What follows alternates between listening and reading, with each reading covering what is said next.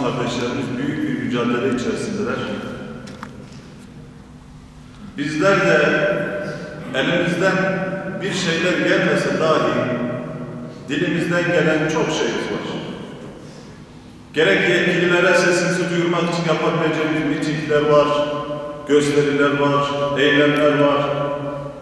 Yine Rabbimize içtenlikle yakarıp yalvarabileceğimiz sabah namazı buluşmaları var. Bu şekilde dua programları var.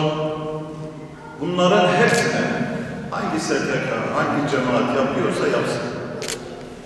Koşa koşa gidip katılmak mecburiyetindeyiz. Bizim en büyük silahımız hiç şüphesiz ki duamızdır.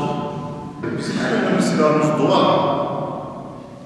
Nerede, kimin yaptığı önemli değil. Kudüs için, Mescid-i Aksa için bir program varsa koşarak gidip katılmak mecburiyetindeyiz.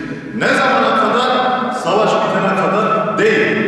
Yeryüzünde İsrail adı verilen terörist, siyonist, işgalci bir oluşum kalmayana kadar biz bu gündemi diri tutmak mecburiyetindeyiz.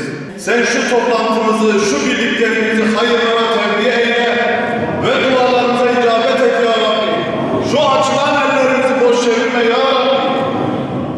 Ya Rabbi, 75 yıldır Müslüman coğrafyanın ortasında bir hançer gibi duran ve hem Müslümanların hem tüm insanlığın başına bela olan Siyonist İsrail zulümlerini devam ettirmektedir. Sen onları kahrı perişan eyle ve onlara karşı mücadele eden Filistinli kardeşlerimizi muzaffer kıl Allah'ım.